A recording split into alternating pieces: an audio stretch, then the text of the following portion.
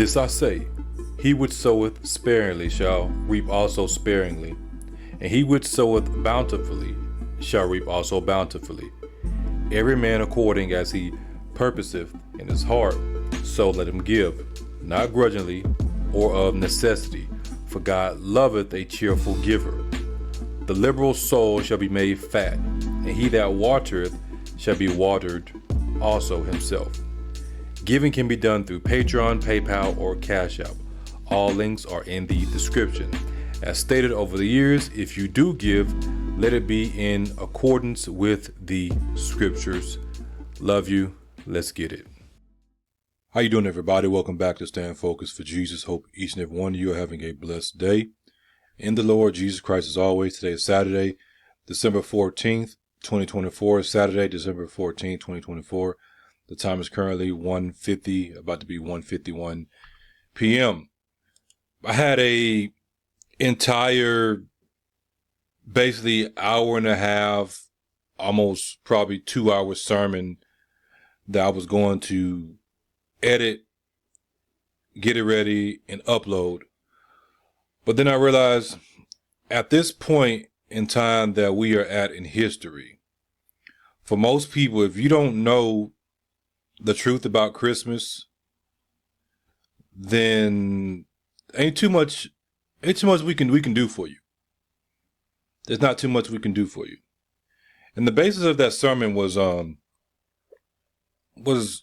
using this guy right here. If you don't know who this is Bizzle. He is a popular, well-known rapper who professes to be a Christian. We've gone back throughout the years, back and forth. He has personally responded to some things I've said. In fact, he has personally responded to some things I said about him and Christmas in a song that he dropped with his children, basically supporting Christmas. And here you see him here. This is from December 3rd, Christmas tree in the background, Christmas, everything. Nothing has changed. You warn people, you warn them, and then if they want to do what they want to do, that's on them. That's on them. We're going to be looking at this video right here. I covered this in one of my videos, one of my sermons years ago. Some of you may remember this. This is mostly what we're going to be looking at. These are a lot of my sermon clips. And as you see, it's 15.2 gigabytes worth of files. Contains 126 files. So when I record a sermon, I put it in my sermon clips and then I edit it or bring it together, because sometimes it's in multiple pieces, and then that's why I have to do my editing and everything. This is a video right here. Bizzle Exposed, I told you, and then you got part 2. The first part is about 8 minutes and 56 seconds long, and then the second part is 2 hours and 15 minutes.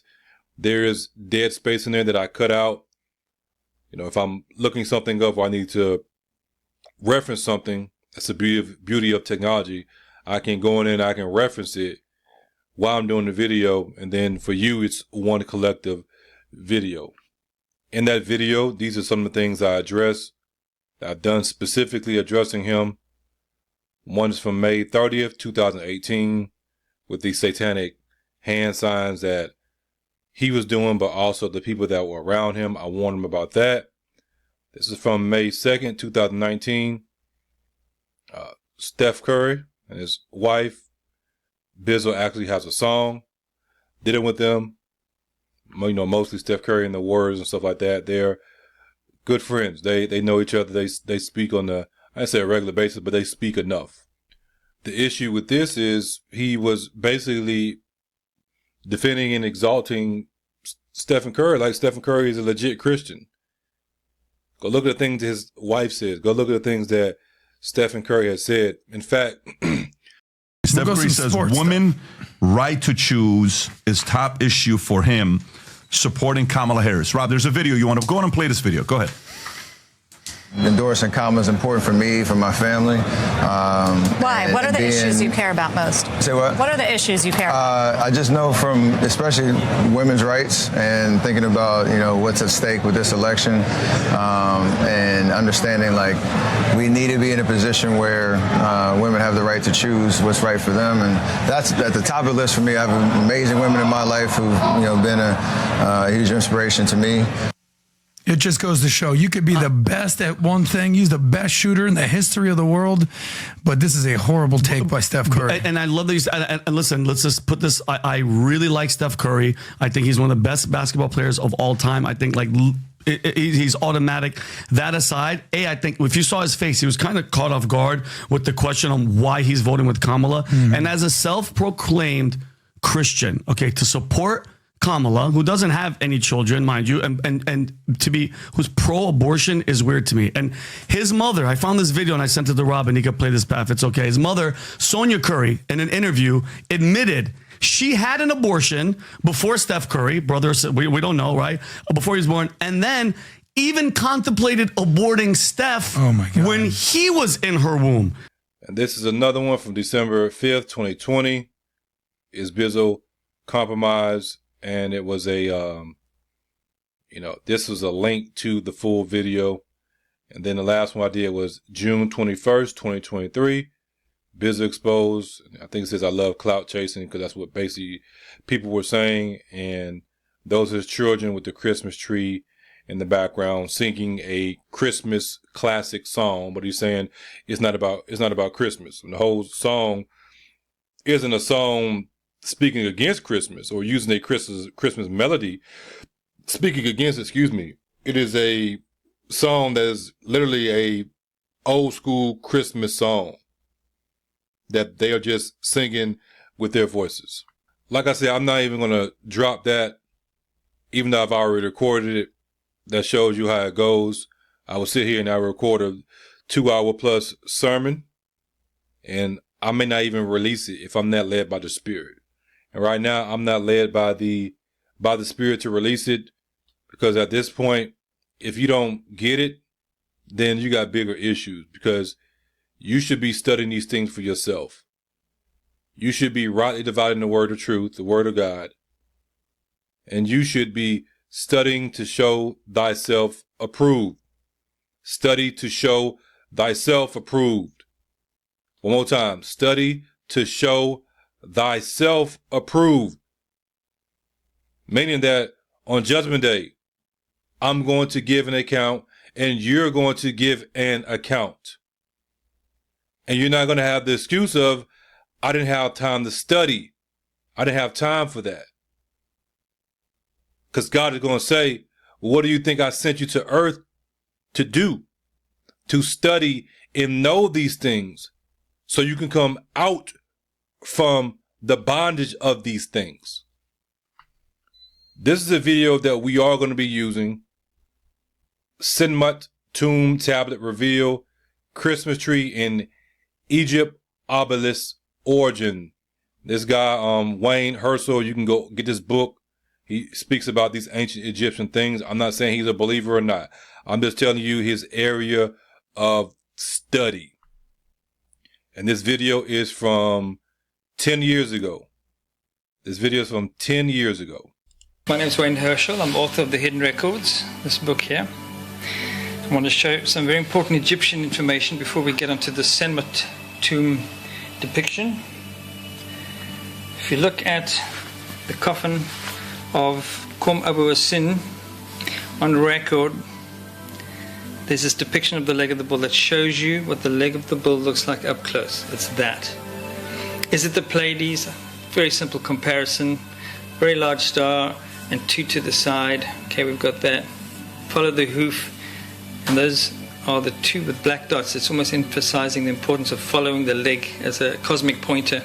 Just like you follow Orion. You can use either Orion or the leg of the Pleiades in Taurus to locate the sun star, which is somewhere down here in space. Now, if you look at the Senmut tomb in Egypt, problem is that with an image, it doesn't really work for a teaching mechanism to try and show what it exactly means. It's just lots of little lines and very hard to follow.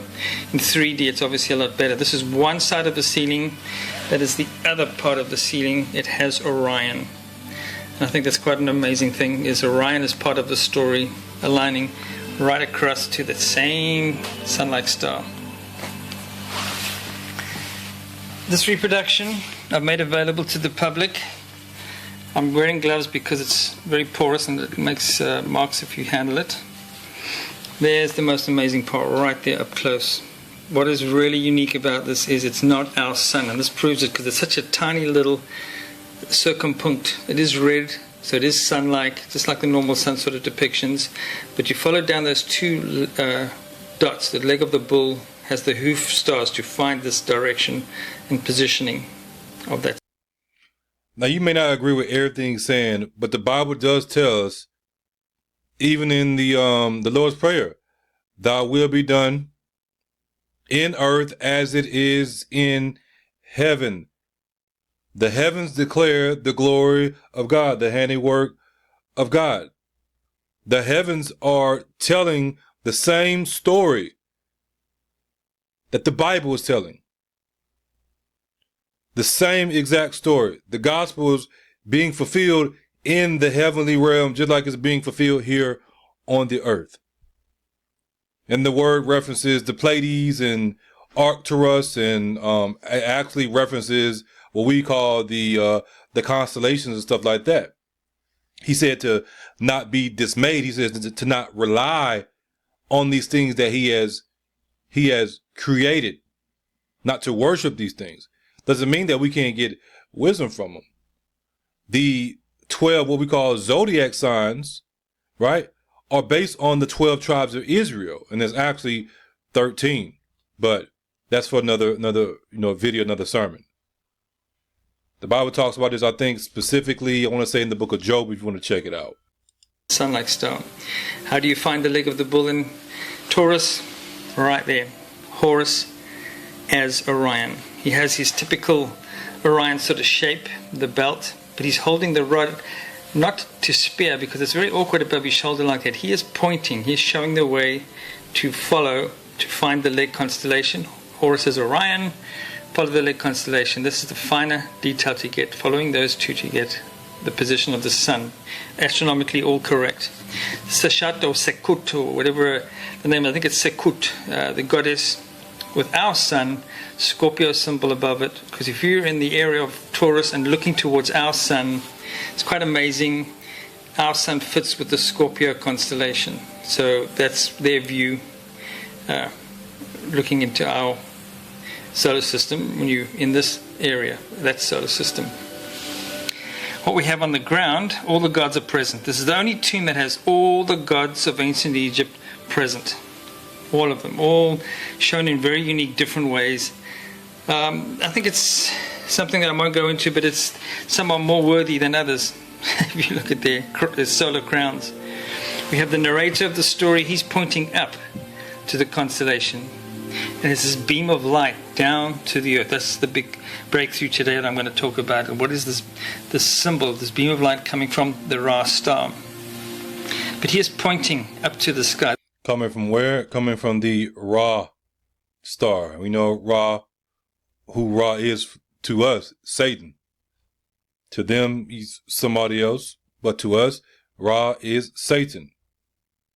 This is very much like in the Prometheus movie. You see a man pointing to an ancient star map of the stars in the sky.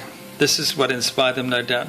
He is in Egypt, Sphinx, crocodiles, Hippo goddess of childbirth. It's a human genesis goddess. She has the knife because she's responsible for cutting this leg loose that sits behind the head of the bull. As far as constellations go, the leg is severed. It's not part of the shape of the bull. It's a loose little leg constellation of the Pleiades. What is the big breakthrough? Well, it's quite amazing. It is being released at the time of Christmas. You ever thought the origin of the Christmas tree? This is over 4,500 years old. Okay? What we have is a conical beam of light and a sun star on top of it. In the biblical text of Jacob's ladder, the same depiction is spoken about, this beam or ladder, cosmic ladder from the sky to the star of Bethlehem. the Christmas tree to them is symbolic of a tree that you can go up and there's a star that sits at the top of it. All throughout history, and you see even in ancient Egypt, they had what we call a Christmas tree. It wasn't about the tree in the scriptures, and I had this in my my other sermon I just showed y'all.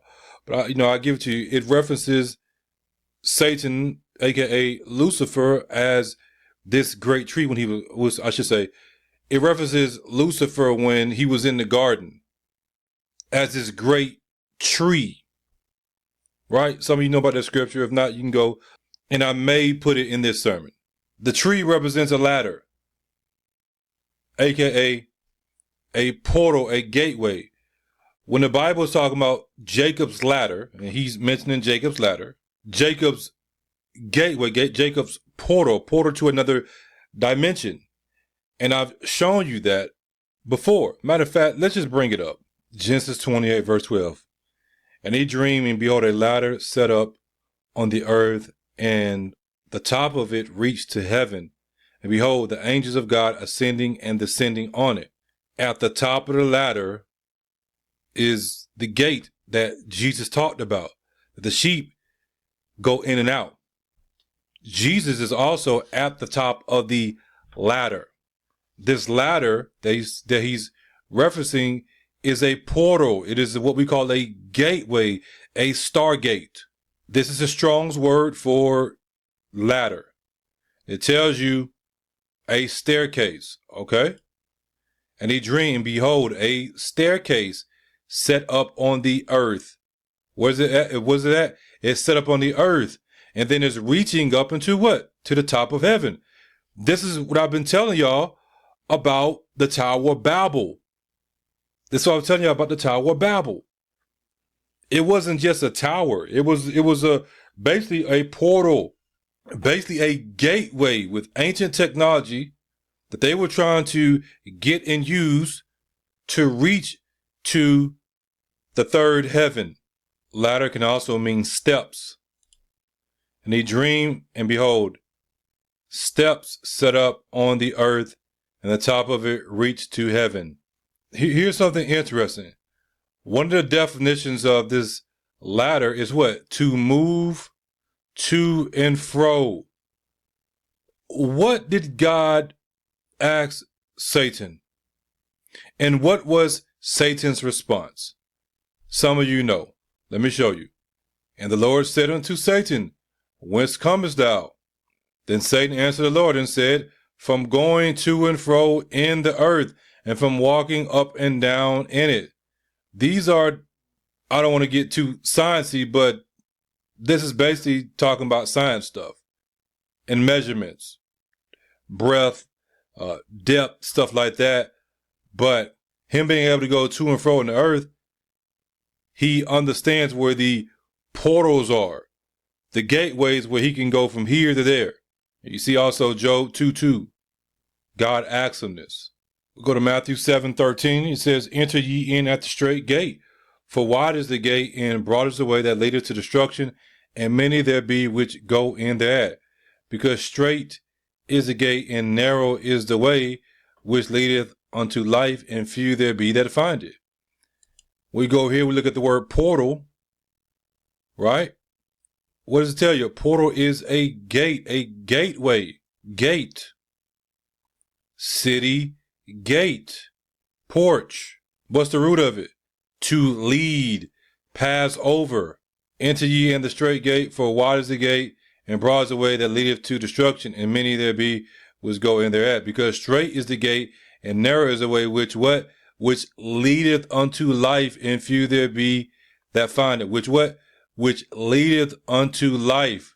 Portal, gate, to lead, pass over, city gate, porch. Ezekiel 48:31. And the gates of the city shall be named after the names of the tribes of Israel. This is also what we see in the book of Revelation. Revelation 21:21. And the 12 gates were 12 pearls. Every several gates was of one pearl. And the street of the city was pure gold, as it were transparent glass. 1 Kings chapter 6 verse 3, and the porch before the temple of the house. And the porch before the temple of the house, and the gate before the temple of the house. You got to go through the gate before you get to the porch. Then he made a porch for the throne where he might judge, even the porch of judgment. And it was covered with cedar from one side of the floor to the other. Ezekiel 8:16. And he brought me into the inner court of the Lord's house, and behold, at the door of the temple of the Lord, between the porch and the altar. Ezekiel 44 verse number 3. Look at this one. It is for the prince, he shall sit in it to eat bread before the Lord. He shall enter by the way, what? Of the porch of that gate, and shall go out by the way of the same. Entering in through this portal, the same gate, the same porch he left out of, is the same gate and the same porch he's going to and has entered back into. John 10:1. Verily, verily, I say unto you, he that entereth not by the door into the sheepfold, but climbeth up some other way, the same is a thief and a robber. Let's look at this word door. You see right here, the Strongs? What's it tell you? Gate. Most of the time it's used directly as door, but it also means gate. It talks about the door of the kingdom of heaven. A portal or entrance. It's a gateway to a different realm. But he that entereth in by the door is the shepherd of the sheep. Exactly what we just read about Christ coming in through leaving through the same porch, gateway, portal, and going back through the same one. That's the one you have to go through. If you go through any other way, then you're not going to be received. You are what? You are a thief and a robber trying to climb up another way. This is what they were trying to do at the Tower of Babel. This is also what they're trying to do right now here on this earth. To him the porter openeth, and the sheep hear his voice, and he calleth his own sheep by name, and leadeth them out to green pasture. Leads us out. We follow him. We follow him. He doesn't follow us. He comes and finds us because we get lost. We look at Ezekiel 28:13. This is in reference to Satan. Thou hast been in Eden, the garden of God. Every precious stone was thy covering, right? Thou hast been in Eden. But let's take a little bit further. We go to Ezekiel 31. Ezekiel 31. This is what I was referencing earlier. And it came to pass in the 11th year, in the 3rd month, in the 1st day of the month, that the word of the Lord came unto me, saying, Son of man, speak unto the Pharaoh king of Egypt, and to his multitude, whom art thou like in thy greatness? Behold, the Assyrian, this is a reference to Satan, the Antichrist, was a cedar in where? Lebanon, with fair branches and with a shadowing shroud, and of an high stature, and his top was among the thick boughs. The waters made him great, the deep set him up on high, with her rivers running round about his plants, and sent out her little rivers unto all the trees of the field. Remember, Adam and Eve, they can go to the different trees and eat the fruit, except the fruit of the knowledge of the tree of good and evil. They tell you something deeper. If the Assyrian, Lucifer, when he was Lucifer, back then, if the Assyrian is referenced as a cedar in Lebanon, way back in the Garden of Eden, and then you have all these other trees of the field, that is telling you who you think is talking about symbolically. These other beings that were there, that Adam and Eve could go to get knowledge, wisdom, and understanding. It's almost like going to a university, going to a school. We do it today. Remember when Jesus healed the blind man opened his eyes, and what did he see first? He said, I see men as trees walking. And then he saw people in their physical state. When you come to this ministry, you're coming to a tree. I'm a tree, and you're eating the fruit of this tree. You're eating the knowledge, the wisdom, and the understanding that God has given me. You go to another ministry, another quote unquote university, another school, another restaurant, and then you're partaking of what they have.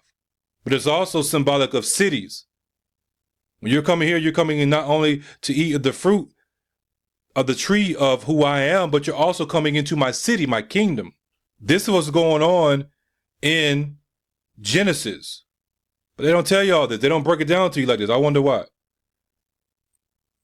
Therefore his height was exalted above all the trees of the field, and his boughs were multiplied, and his branches became long because of the multitude of waters when he shot forth.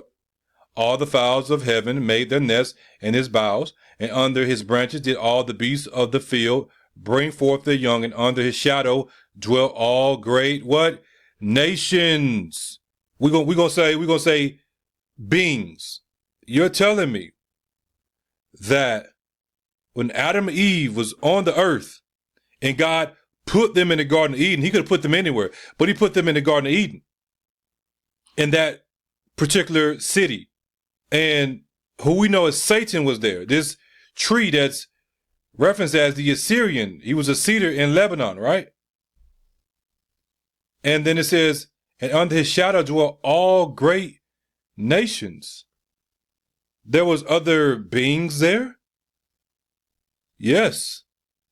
Yes. Thus was he fair in his greatness, in the length of his branches, for his root was by great waters. It's also a reference to him being by, great peoples and stuff like that. The cedars in the garden of God could not hide him. Just in case you didn't think this was talking about the Garden of Eden. Just in case you didn't think this was talking about the Garden of Eden. He just told you what? And under his shadow dwell all great nations. So again, the cedars in the garden of God could not hide him. There were other cedars, meaning there were other beings, because the Assyrian is what? Behold, the Assyrian was a cedar. Okay.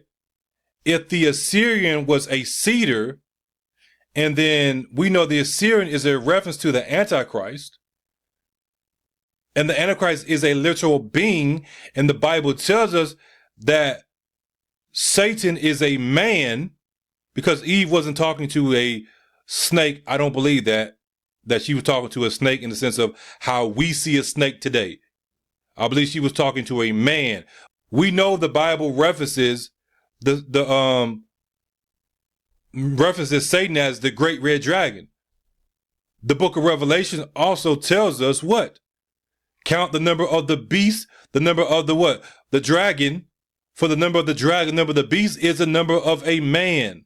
We also know the scriptures tell us that the people will say, is this the man that made the nations to tremble, that made the earth to quake and tremble, that brought the world to his knees? Is this the man? Therefore, when it's referencing the Assyrian as a cedar, the Assyrian is the Antichrist, we're talking about a man that was in the garden that Eve was speaking to. Yet when you pull the veil back, the spiritual veil, he is seen as this raggedy ass serpent. Right? The great red dragon. And yet he raggedy because of the stuff that he does. Going back to what we were just reading in Ezekiel 31:8, the cedars in the garden of God. Therefore, there were other beings. Cedars is plural. There are other beings in the garden of God. But it said the cedars in the garden of God could not hide him. They were great, but he was so tall, high, and lofty that he was taller, higher, and loftier than them. He had more glory than them. The fir trees were not like his boughs, and the chestnut trees were not like his branches, nor any tree in the garden of God was like unto him in his beauty. His beauty. Masculine, his. I have made him fair by the multitude of his branches. so that all the trees of Eden that were in the garden of God envied him. He's telling you what's going on. What was really going on in the Garden of Eden. He's telling you. And then you had things that were going on outside the Garden of Eden also. Therefore, thus saith the Lord God, because thou hast lifted up thyself in height, and he have shot up his top among the thick boughs, and his heart is lifted up in his height. This is talking about his pride. This is the same thing he says, I will exalt myself above the clouds and stuff like that. Makes sense if you are a tree looking up and saying, I'm going to do this. I therefore deliver him into the hand of the mighty one of the heathen. He shall surely deal with him. I have driven him out for his wickedness. God drove him out. Where? Drove not only Adam and Eve because of what they did, but he, first and foremost, he drove Satan out of the Garden of Eden because of what he did. What's interesting is he says he drove him out into the hand of, or delivered him. Basically, if he drove him out, he drove him to the hand of the mighty one, drove him to the hand of the mighty one of the heathen. What else was going on? What else was there that we don't know about? And there's a reason why I find this scripture very, very interesting. I'm going to show you that. We look at the word pre-Adamite, and it says one who lived before Adam, originally in reference to the supposed progenitors of the Gentiles, based on the belief that the biblical Adam was the first parent only of the Jews and their kin. One who lived before Adam. And then they're saying that these that lived before Adam, they were in reference because they were the progenitors of the Gentiles. Progenitor are the ones who basically rebel against God. Because that's what the Gentiles naturally do. Because they didn't know they didn't have the ways of God. It's very, very interesting. What's really going on? I know what's going on. I've just not, how do I put it? I'm not allowed to speak certain things yet because we're going to put it like this. Everything that needs to be given to me to speak things on this matter, they haven't been given to me. So in that way, I'm not allowed to speak certain things yet. Now we go back over to this video and we get ready to, close out because I think I got a few more minutes. The Christ story. This is the Bethlehem star. If you look at the... That's not necessarily the Christmas tree ain't the Christ story. I just want to make sure I clarify that. We do know that Christ's star did show up in the heavens. We know that for a fact. And that's, you can go back in the records and see the star showed up. It's documented. They say Christ didn't exist. Right. The Hebrew, it's called the Hebrew Sol Invictus parchment. Is a special name for it. I can't think of it right now. But the Hebrew from the Clavicula Solemnis document, you'll see that there is a story just like this with the sun and a beam of light coming down from it. So there are three different cases of this, all just as old as each other. I am proposing this is the origin of the Christmas tree. This is what we're celebrating. It's a good thing. It's a human origin story from the star. Like I said, I'm not saying that this man is saved, understand, discern from the Spirit through the Spirit. He's basically saying this is the origin story. This was the Christmas tree is supposed to be about, and that the star at the top is supposed to be Christ. No. The tree that represents Christ is a tree of life. The Christmas tree is not our tree of life that is symbolic of Christ, because we know that Christ wasn't even born in December 25th. Yet we do know that Satan and his gods, right? Ancient Egypt, they do everything that God does. Satan sees himself as a tree because he is a tree. Lucifer does mean light bearer. It doesn't mean that he is the light, but he is a light bearer, right? So he wants to sit at the top and be as God. He wants to sit in the sides of the north. Okay, starts to make sense. North Pole. You see? This has been sneaked into our tradition in all different ways. The Greeks called it Sol Invictus, celebrating the glorious sun on the 25th of December, long before the Christ story. 25th of December, Sol Invictus. Just because something, they kid me with that. Long before the Christ story. So that means just because something came before something, the newer thing isn't better than the old thing. Streaming media is fairly new in comparison to the 8-track tape. Oh, the 8-track came before streaming music. Nobody in their right mind is going to say that the 8-track is better than streaming music. The quality, everything about streaming music is better. Yet the streaming music is newer than the 8-track. This is the argument that they make. Oh, because it's older, it's better. Because it's older is better. We know that Christ is from everlasting to everlasting. He is the Alpha and the Omega. He is the beginning and the end. He is the old and the new, which is why we have the Old and the New Testament. They're trying to make it seem like, oh, Christ just decided to, it's his time for it to be his story right here. And he got that from all them or whatever. That's not the way it works. It's all his story. They are inside of his story. We are inside of his story. It ain't the other way around. Victor celebrating that.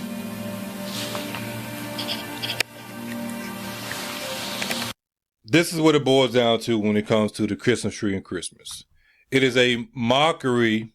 They have their tree of life. Their tree of life is the Christmas tree, aka Satan, aka Lucifer, aka whatever name applies to him.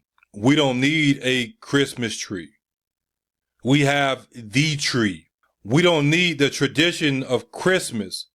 We have the tradition of Christ and Christ himself. We don't need their traditions when we have our traditions. Biblical traditions, like obeying the commandments, keeping the commandments, walking in the ways of the Most High. That's what it's about. With that being said, God bless each and every one of you. In Jesus Christ's name, as always, stay focused for Jesus. And as you know, the truth is not debated, it is declared. I work like the Negroes on the railroad. Hard work, we carry the burden of the load. Hard work, in captivity we told. Hard work, in exile our hearts we cold. Hard work, in exile our hearts we cold. Hard work, we were blessed in the city, blessed in the field. Hard work, but disobedience made our rulership yield. Hard work, now we work hard under the sun's hot rays. Hard work, chains of bondage around the world, our freedom fades away. Hard work, our sweat and tears flow. Hard work, in foreign lands, our spirits are low. Hard work, we remember our home. Hard work, but in exile we left to roll. Hard work, like the Negroes on the railroad.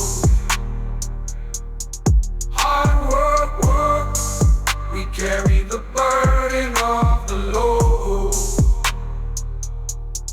Hard work, we remember our home. Hard work, when in exile we left to roll. Hard work, strangers will join and cleave to Jacob.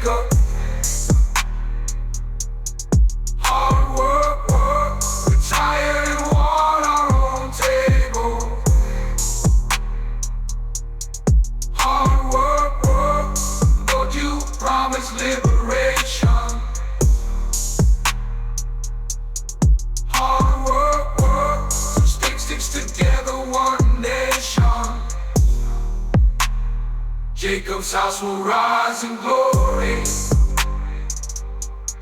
Hard work, work, Lord, you're our rock in the quarry.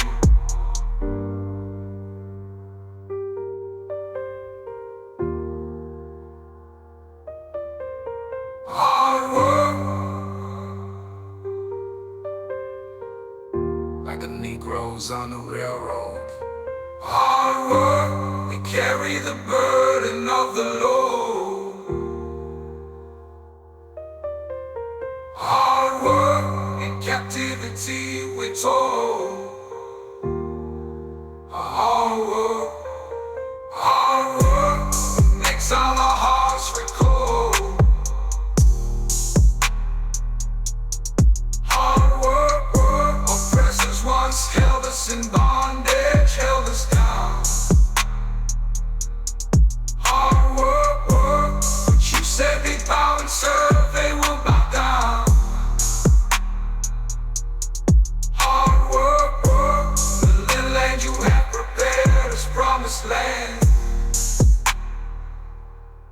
Hard work, just to reign through the Son of Man. Hard work, sons of those who once despised us. Hard work, bending low at our feet to lose that pride. Hard work, kings and queens will serve us well. Hard work, and the rest of the disobedient will burn in hell. Hard work, no more fear and no more sorrow. Hard work, Lord, give us strength for today and hope for tomorrow. Hard work, from our bondage we find freedom. Hard work, Lord, you said you would give us all the heathens. Hard work, we've been waiting for such a time. Hard work, and freedom is all on our mind. Hard work, wait for him who keeps his promise. Hard work, we're standing firm, uncompromised. Hard work, it is time the oppressed will triumph.